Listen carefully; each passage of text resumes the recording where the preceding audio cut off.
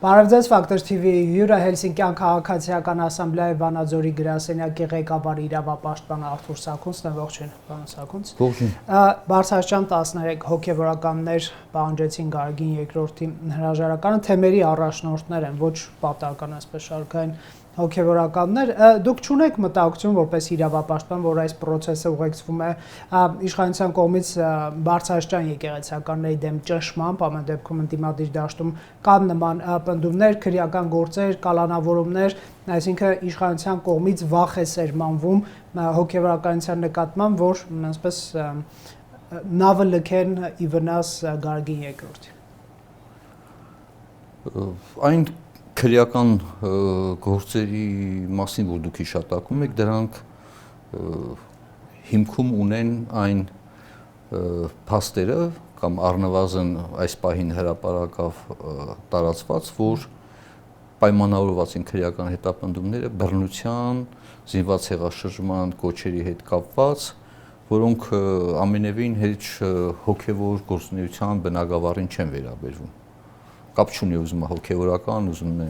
սովորական քաղաքացի թե։ Հարցի ենթատեքստը գիտեք որն է, որ տեսնում են, որ տարբեր հոգևորականների առնչությամբ կան քրեական գործեր եւ իրենք այսպես կաշկանդված լինեն եւ այսպես ամենայն ինչ որ իշխանությունը ակնկալում է։ Կարելի է այդպիսի ենթադրություն կամ եզրակացություն անել, նայած թե ինչ նպատակ է հետապնդում նման եզրակացության կատարելու համար։ Ես ելնում եմ այն փաստից, որ հարուցված քրեական գործերով, հա, իհարկե պետք է լինի հստակ օբյեկտիվ քննություն, բայց դրանք նույնիսկ եմ կրկնում նրանց հոգևոր գործունեության ոլորտին ամենևին չեն վերաբերվում։ Երբ որ ու դա շուտ եմ ասել, երբ որ եկեղեցին սկսում է զբաղվել քաղաքականությամբ, ապա քաղաքականության այն որակը, որ Հայաստանի Հանրապետությունում գոյություն ունի, որ կարող է նաև կրիմինալ մտածելակերպը կամ ոչ օրինական մեթոդները կիրառելի համարվեն, ատելության խոսքը եւ այլն, պետք է պատրաստ լինեն նաեւ դրա համար պատասխան տալու։ Իսկ ինչ վերաբերում է այդ եպիսկոպոսների դեպ 13-ից 9-ը, ինչքան նկատեցի ստորագրել,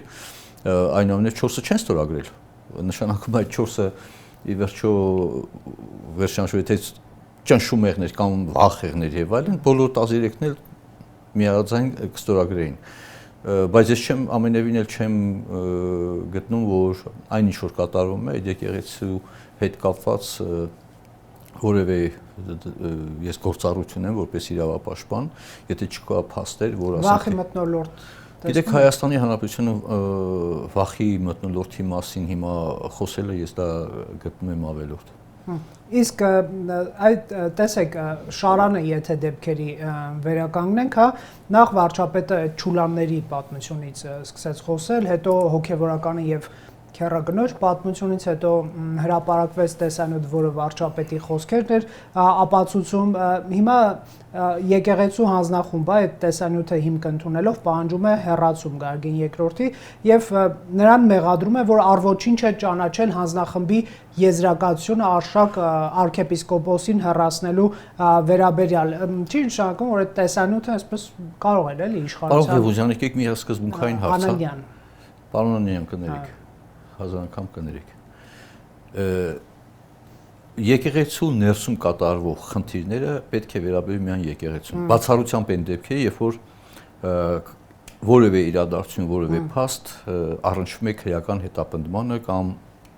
քրեորեն հետապնդելի գործողություն։ Նկատի ունեք կարող է շանտաժի գործիք ծառայեց այդ տեսակ։ Դե ենթադրությամբ հույս չեմ կարող բան անեմ։ Նույնիսկ եթե շանտաժի գործիք եղներ, արդեն այն 4-ն էլ կստորագրեին, չէ՞։ Այդ ինչպես է այդ շանտաժի գործիքը կիրառվում մի մասի նկատմամբ, մյուսի մասի նկատմամբ չկիրառվում։ Իսկ ընդհանրապես այդ որակումների հետ եկեղեցին ինչա չգիտեմ, այդ ինչ որ հնչեցեցի։ Ես գտնում եմ աշխարհիկ պետության սկզբունքի տեսակետից կառավարությունը, գործադիր իշխանությունը չպետք է որևէ կերպ գործառույթ ունենա կամ խնդիր ձևակերպի որևէ այլ կրոնական կազմակերպության ներսում ինչ որ հարցեր լուծելու համար։ Բացառությամբ նորից եմ կրկնում այն խնդիրները, որոնք կվերաբերվեն պետության եւ եկեղեցու փոխհարաբերություններին։ Եթե այդպիսի հարցեր կան, իսկ այդպիսի հարցեր կան հաստատ, որտեղ եկեղեցին երկար ժամանակ եղել է հակաժողովրդավարական իշխանության հիմնասյուներից մեկը, իդեպ էլ խոսույթը նախկին ներկա է դա գիտակցաբար են շրջանառության մեջ գցում, հա, որպեսզի բովանդակային հարցը լուսանցքում հայտնվի կամ օրակարգից հեռացվի, դա քննիչները որ եղել է հակաժողովրդավարական իշխանություն։ Եվ եկեղեցին հիմնասյուն է հանդիսացել այդպիսի հակաժողովրդավարական իշխանության։ Եվ սերտաճված է եղել պետական կառավարման հետ, որը ամրագրվել է 2005 թվականի սահմանադրական փոփոխություններով, ամրագրվել է եկեղեցու պետության այսպես կոչված հարաբերությունները կարգավորող օրենքով, որտեղ որոցով հայ առաքելական եկեղեցուն տրվել է արտոնյալ կարգավիճակ՝ ի տարբերություն Հայաստանի Հանրապետությունում գործող այլ կրոնական կազմակերպությունների։ Հիմա կարող եմ այդպիսի մի հերետորական հարց հնչեցնել, իսկ արդյոք մնացած կրոնական կազմակերպություններում խնդիրներ չկան։ Ինչու՞ չի կառավարությունը դրանով զբաղվում, չէ՞։ Բայց իմ համոզմամբ կառավարությունը պետք է համարձակությունն ասել, որ այո, հայ առաքելական եկեղեցին մասնակից է եղել պետության զավթմանը, աջակցել է պետության զավթմանը, հա, եթե եւ սերտաճված է եղել պետությունից, մի քայլեր արեցին, այն որ հայ եկեղեցու պատմությունը առանձին հանեցին կրթական չափով համակարգից եւ միացվեց ուրեմն հայ ժողովրդի կամ Հայաստանի հիմա այդպես են անվանում պատմության մեջ, որը տրամաբանական է, բայց պետք է շարունակել պնդել հաջորդ քայլերը, հարկային պարտավորությունների լիարժեք կատարում, ինչպես մնացած ցանկացած կրոնական կազմակերպություն, որևէ արտոնություններ, որը ունեիր նախորդ քաղաքական իշխանության ժամանակ, պետությունը զավթած քաղաքական իշխանության կողմից, այդ արտոնությունների վերացումը բոլոր արտոնությունները։ Իհարկե բոլոր արտոնությունները, աշխարհիկ պետության պարագայում նույնիսկ կրկնում եկեղեցին եւ պետությունը տարանջատ են, դա չի վերաբերում միայն հայ առաքելական եկեղեցուն։ Մնացած կրոնական կազմակերպություն, նույն ասենք հայ կաթոլիկ եկեղեցին գոյություն ունի, նրա հետ կապված առանձին օրենքով չեն մշակել։ Դա ամեն դեպքում հատուկ կարգավիճակ է տրված։ Դե հենց այդ հատուկ կարգավիճակի տրամադրումը հանդիսանում է աշխարհիկ պետության սկզբունքների խախտում, որը սահմանությամբ ամրագրվեց Ռոբերտ Քոչարյանի մեծ ուրեմն հովանու ներքո։ Այստեղ կոմպրոմատների պատերազմի մասին կարելի է խոսել։ Գիտեք, ես կոմպրոմատների պատերազմ չեմ ընդունում այդ մեթոդները։ Մեթոդը չեք ընդունում, թե դեպքը չի առնչվում։ Այդ տեսանյութի ծառացման ակունքները պետք է պարզվի։ Դա պետք է դառնա քննության առարկա։ Ով է կատարել այդ տեսաձայնագրությունը եւ ով է տարածել այդ տեսաձայնագրությունը, որտեղ գաղտնի նման տեսաձայնագրությունները կամ որը ընդհանրենք կոչվում է օպերատիվ հետախուզական միջոցառում։ Օպերատիվ հետախուզական գործողությունը կարող է կատարել միայն օրենքով քրեական գործի շրջանակներում։ Եթե այդպիսի քրեական գործ չի հարուցված եղել, հետեւաբար ինքը անօրինական գործողություն է եւ դա պետք է դառնա քննության առարկա։ Կներեք, այս հանձնախումբը եկեղեցու, որ Գարգին II-ի ձեռամբ է ստեղծել, քննչական կոմիտե է տվել տեսանյութը,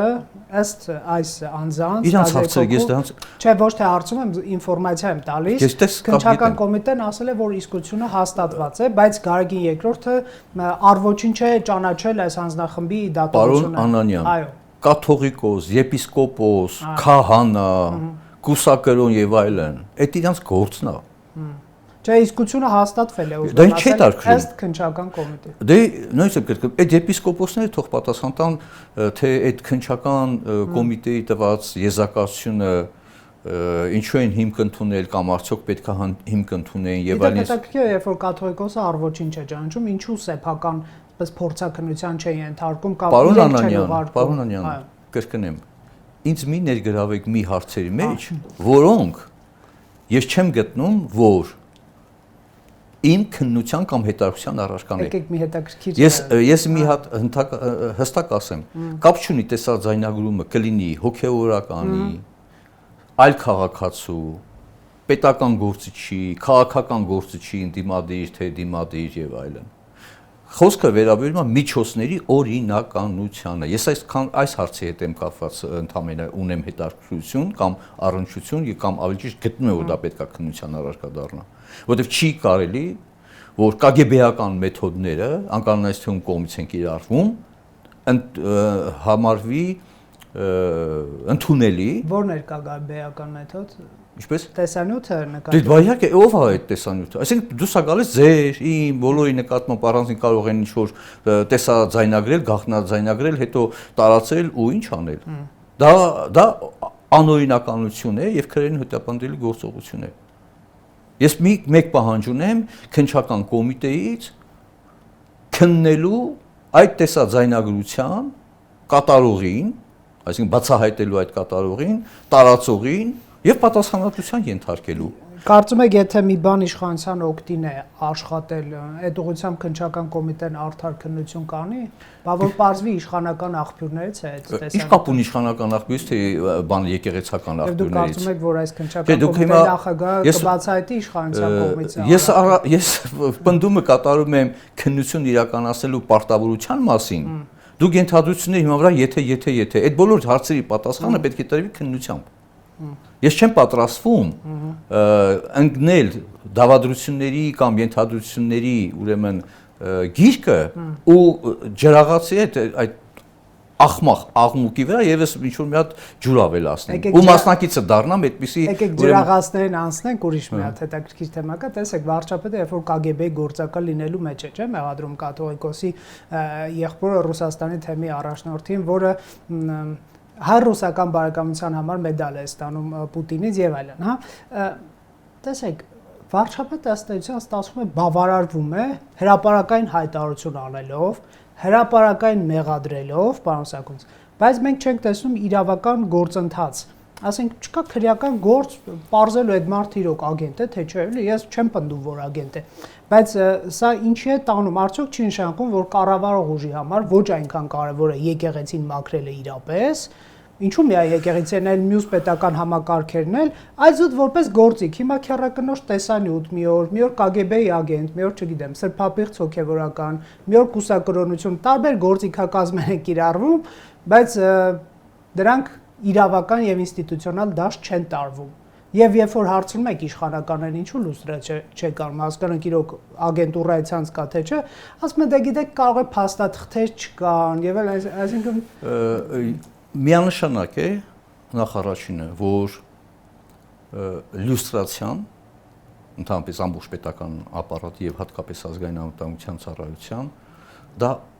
օրինական պահանջ է եւ մենք այդ պահանջը ի սկզբանե դրել ենք դեռևս միջև հեղափոխություն եւ հեղափոխությունից հետո էլ ենք մշտապես դրել։ Անկամ էլի կհիշեցնեմ, երբ որ Վանեցյանին վարչապետը նշանակեց ազգային անվտանգության ծառայության պետ, այն ժամանակ էլ եմ հենց այդ հարցը հնչեցել, թե արդյոք դուք ստուգել եք, որ Վանեցյանը մասնակից չի եղել ընդդիմադիրների դեմ քաղաքական հետապնդումների իրականացմանը, չէ՞, վերջին հաշվով, այսինքն պետք էր անհանել այդ ամբողջ ուսումնասիրությունը։ Դե Վանեցյանը այդ ժամանակ Փաշինյանի սրտի արտահայտն էր դրված։ Ես խոսում եմ այն այն պահանջները, որը դրվում է օրինականության հիման վրա։ Վարչապետը իրավունք չունի որակում տալու առանց օրինական ուժի մեջ մտած իրավական ակտի եւ առանց գործողություն կատարելու։ Այդ ես դուք կարող ենք ենթադրություններ, հա, եթե դուք թույլ տանք վերլուծության։ Ես կարող եմ հիմա հարցը այսպես բարձրացնեմ, երբ որ հայ առաքելական եկեղեցու Մոսկվայի եւ Ռուսիայի թեմի ղեկավարը շքանշան է ստանում պատերազմական հանցագործության մեջ մեղադրվող, ես ասում եմ հատարհատ բառեր, որոնք իրավական հիմք ունեն միջազգային քրեական դատանի դատախազի կողմից ձերբակալման օրդեր է տրվել Պուտինին պատերազմի հանցագործության մեջ, հա, մեղադրանքի հիմքով։ Երբ որ մարդը հոգևորականը հայ առաքելական եկեղեցու ներկայացուցիչը շքանշան ընդունելի է համարում նման պատերազմական հանցագործության կատարման մեջ մեղադրվող անձի կողմից ավելին աչակցում է էլի ըստ լրատվական միջոցներ եւ դա չեն էլ թաքցնում այն Ռուսաստանի հայերի միության համագումարեր թե ինչ որ միջոցառում էր Արբատ կոչվող ջոկատին, որը մասնակցում է Ուկրաինայի դեմ ագրեսիային, այդ ագրեսիան, որի համար հենց այդ ռեժիմը պատասխանատվություն է կրում։ Այդ հարցը, եթե վարչապետը չի բարձրացնում, թե հայ առաքելական եկեղեցու որպես դուք կառույց, ո՞նց է ձեզ թույլ տալիս մասնակցել պատերազմական հանցագործություն կատարող ռեժիմի գործողություններին, ավելին նաև աջակցել։ Հասկանում եք, եթե Ռուսաստանի մասին չեն խոսում, ագրեսիան չեն դատապարտում, Ռուսաստանի ՖՍԲ-ի կողմից մեր ազգային անվտանգության ծառայության հետ կապված կապերի չեն քննադատում։ KGB չպետք է ասել, KGB նաև FSB պետք է ասել։ KGB-ն վաղուց անվանափոխվել է եւ եթե այդ ամենը չի եւ նաև չի կատարվում գործողություններ այդ ազդեցությունը կանխելու ուղղությամբ, ապա կներեք դա ընդհանրապես լինում է հռետորաբանություն, զուտ քաղաքական նպատակներով օգտագործելու, որը շատ ավելի վտանգավոր է։ Որտեղ պիտակավորել առանց իրավական հիմքերի, իսկ իրավական հիմքը նույնիսկ քննություն չի սկսվել։ Այո, եւ ավելին 30 տարվա մեջ անկախությունից հետո բազմիցս եմ ասել, հիմա էլ կրկնում եմ, Հայաստանի Հանրապետություն մի հատ KGB-ի կամ FSB-ի ագենտ չի ձերբակալվել պետության դեմ գործողություն կատարելու համար։ Ով պետք է ձերբակալել։ Պետությունը։ Որ պետությունը։ Հայաստանի Հանրապետությունը եւ իր իրավապահ մարմինները, որոնք զերծ են KGB-ի ազդեցությամբ։ Դե մի րոպե, ես հարց եմ բարձրացնում, այդ հարցը ես եմ բարձրացնում։ Այդ որ խոսում եք այդքան։ Բայց մի հատ քրեական գործը, մի հատ լրտեսական գործողության կամ բանի համար, օրինակի համար, մեկին հայտնաբերել եք, քրեական հետապնդում կամ լավ արտաքսում արել եք, ամբողջ եվրոպական տարբեր երկրներից դուք տեսաք, դեսպանատներից Ռուսաստանի Դաշնության, քանի աշխատողի բանայեցին, persona non grata հայտարարեցին եւ ուղարկեցին իրենց հայրենիք, հա, վերադարձ հայրենիք։ Անթույլատրելի գործունեության հիմքով, հա, որովհետև դիվանագիտական դեպքեր կա, բան կա, անձեռնխելություն կա։ Քանի հոգու են բացահայտել, որոնք ահաբեկչական գործողությունների մեջ են կասկածվել կամ իրականացման կամ կազմակերպման մեջ այդ երկրներում։ Այդ Հայաստանում չեն արել, բայց Հայաստանում ավելի շատ են խոսում, քան թե այնտեղ։ Սա է, սրա մասին է խոսքը, այսինքն պետք է քաղաքական եւ պետական, ավելի ճիշտ պետական պաշտոնատար անձի խոսույթի հիմքում լինի օրինականությունը։ Ոչ թե բանը, հրապարակախոսական ժանրը։ Կհիշեք Կոջոյանին, arczepiskopos, օֆշորային սկանդալների գիզակետի։ Այո, եւ հիմա դե էլի թեման ինստանում դնում է տեղ։ Ախր գիտեք ինչն է այդ արկի։ Եթե Կոջոյանը հայտնի Կիպրոսյան օֆշորյան այդ փաստաթղթերի մեջ ներգրավված է եղել, ուրեմն պետական բարձրաստիճան պաշտոնատար անձի վարչապետի հետ ինչ որ գործարքներ կատարելու մեջ եւ դրանով քրեական հետապնդում չկա, օրինակ դա կոնկրետ դա անելիք է։ Եվ դա ոչ թե վարչապետի անելիքն է, գլխավոր դատախազության, քննչական մարմինների, որոնք քննության պետք է առնեն։ Այդ ինչ գումարներ են։ Գիտեք ինչու չեն առնի գոնե հիմա, որովհետև նա Գարգինի հրաժարականն է պահանջում։ Դե կներեք ասма թե բանը հիմա իշխանության նավի մեջ է պահանջում։ Մի հատ ձևակերպում տամ, թույլ եմ տալիս ինձ այդպիսի զեղում։ Պղծության կատարման մեջ չբացահայտվածները մեղադրում են պղծության մեջ բացահայտվածներին, դե կներեք։ Ասեց եթե հռետորական ասենք, ովքեր են դատավորները, եթե այդ ժանրի տեսակետից։ Դրա համար դույց եմ կրկնում, դա քրեորեն հետապնդելի գործողություն չէ։ Այսինքն սեռական հարաբերությունն էլ քրեորեն հետապնդելի չի։ Ինչքան գիտեմ դեռ չէ։ Ֆարկասու դե։ Եվ դրա համար կան բարոյական նորմեր, որ այդ բարոյական նորմերի պաշտպանությունը այդ տվյալ մարմինն է զբաղվում։ Հիմա թե այնտեղ զբաղվում են, թե չեն զբաղվում, ինչքանով են զբաղվում եւ այլն, դա մեջը ով է խորանալու, այդ ում գործն է։ Իմ գործը չի հաստատ։ Բայց եթե նույնիսկ եթե որ լինի, ասենք թե ապօրինի խոզարկություն հոգեվորական, օրինակ մեզ խելա դիմել են հոգեվորականներից մեկի ընտանիքի անդամը, որ իրանց տանը խոզարկություն են արել, կաչակցենք, իհարկե ասենք կաչակցենք, իրանք դեռ մտածում են կաչակցենք թե չէ։ Նման գործողությունների դեպքում։ Բայց հիմա թե այնտեղ ով է կուսակրոն, ով չի կուսակրոն։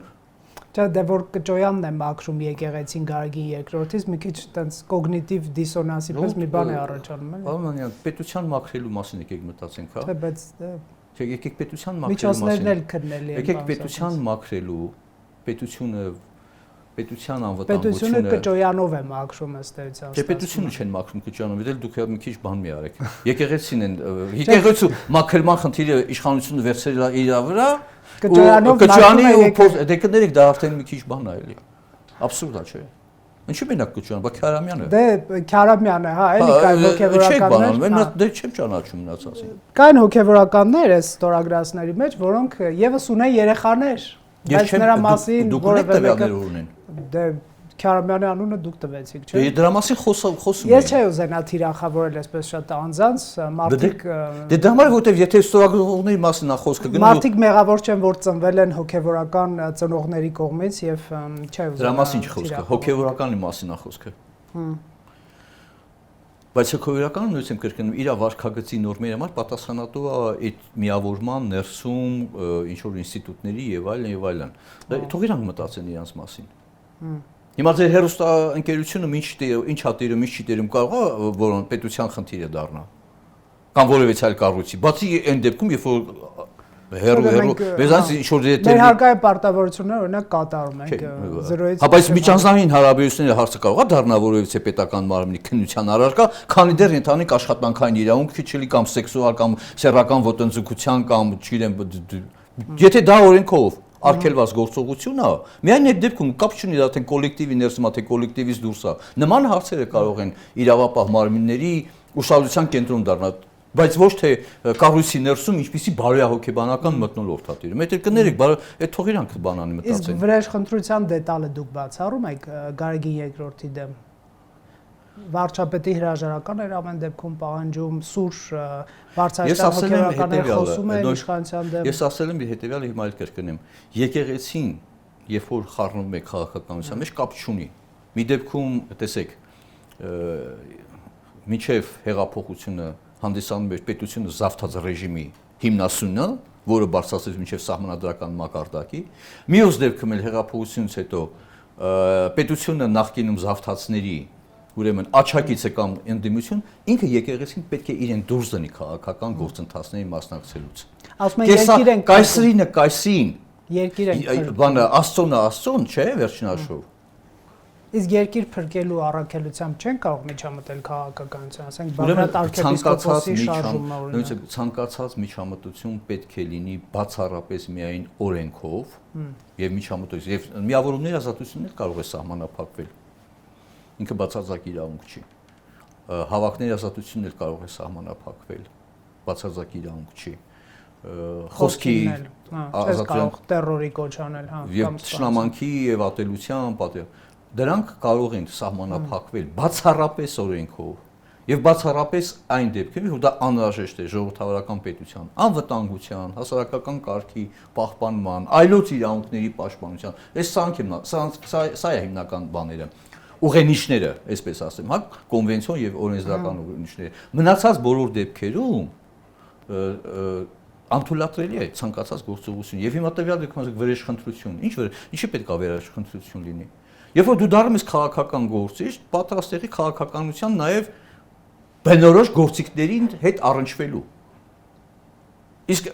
այն որ քաղաքական համակարգը Հայաստանում այդ բառապաշարը կապ չունի ով է օգտագործում, իշխանությունը թե ընդդիմությունը, պլինդուզից իրապես շրիշակի չէ հայերեն, ցածր մակարդակի է հասցված։ Դա միանշանակ է։ Դե եկեղեցական դա մշտապես է եղել։ Ազգային թեմաներից խոսում են, իշխանությունը ուրեմն կա բան, քանի որ թրքասերը, այսպես թիրախավորում են։ Դե գիտեք ոնց է, այդ պիտակավորումը, չգիտեմ, այնպիսի տերմիններ են բանան հորինել, թրքասեր, հայասեր։ Ոնց որ թե ուրեմն իրանք հայ չեն։ Թե իրանք մի մասը գտնում են բանա ազգությամբ հայ են, բայց հայասեր չեն, իրանք են հայաս։ Այսինքն այս կամ այդ ինչ անշակում թրքասեր։ Ամբողջ Թուրքիան այնքան բազմազան է, Հայաստանը այնքան բազմազան է, հասկանում եք։ Եվ այդ բանը մանիպուլյացիոն խոսույթի կիրառումը քաղաքական ուրեմն բանավեճի տիրույթում, հա, բովանդակալ զուրկ է դարձնում բունտ խնդիրը։ Պետության անկախության եւ անվտանգության եւ նրա քաղաքացիների անվտանգության խնդիրը։ Կներեք, ամփոփենք այս հարցով, ըստ ընդդիմության Հայաստանում քաղբանտարկյալների թիվը հասել է 60-ից 70, նախորդ օրերին լսում են անում ազգային ժողովում, եթե նոր կալանավորումներ լինեն, միգուցե այս թիվը ավելանա, ինչ եք դուք մտածում։ Կա այդպիսի բան, քաղբանտարկյալներ։ Ես կողմ չեմ, որ կա Հայաստանում քաղբանտարկյալներ։ Կարող են լինել քաղաքական շարժարետներ որոշ գործողություններում անհամաչափ կալանքի հետ կապված, բայց որ դիտեք քաղաքական հայացքները, ես բազմիցս ասել եմ, հիմա էլ կրկնում եմ, ու ասեմ, ատելության խոսքը, տեսեք, ամբողջ կոնցեպցիան որն է այդ Եվրոպայի խորհրդի խորհրդանական վեհաժողովի կարծիքի արտահայտման ազատության դեպքում, հա, երբ որ դրա համար մարդը հետապնդվում է, ապա ուրեմն նա համարվում է քաղաքական հետապնդում։ Բայց քիչ առաջ ասեցի, ժողովրդավարական պետությունում չի կարող կարծիքը, որը ատելություն, թշնամանք, սպառնալիք, բռնություն է կոչ անում, պաշտպանված լինի ժողովրդավարական պետությունում։ Սամվել Կարապետյանի իշխանության զավթման կոչ է արել ձեզ։ Սամվել Կարապետյանի պարագան ընդհանրապես ինձ համար այդ մեր ձևովի հետ կապված, հա։ Ես գտնում եմ, որ այդ մեր ձևովը այն կոնտեքստով հիմա շարժման բան են, էլի դասը։ Ձևը որն է։ Սամվել Կարապետյանը որպես միլիարդատեր մարդ, օրինակ հիմա իր ձևը որն է։ Կարող է աղոթելով էր ուզում։ Չէ, հա։ Այնպես ինչպես համագործակցել է նախին իշխանությունը հետ այդ մեթոդներով էլ դա ինքը պետքա մեր ձևը դա է։ Ու ես բայց ընդհանրապես ինքը կարծիք էլ չի արտահայտել, որ ասեմ թե ինչ որ ու ես համար եմ իրան պաշտպանեց եկեղեցուն եւ ուրեմն ես միշտ օրինակ եմ վերում Պաբլո Էսկոբարն էլ է քաղաքական ուրեմն սպանության զոհ։ Պաբլո Էսկոբարը սենատոր է եղել, թմրաբիզնեսի կնքահայր է, այսպես ասեմ։ Դրան համար եմ ես բան։ Բեն Լադենն էլ ինքն էլ իր հերթին էր բան։ Իր հայացքներով արևմտյան ժողովրդավարության դեմ էր արտահայտվում եւ այլն։ Բռնեցին, սպանեցին, որը իհարկե Human Rights Watch-ը որակեց որպես արտադատական մահապատիժ։ Այո, հիմա համար եմ քաղաքական սպանություն։ Դե լավ եք էլի։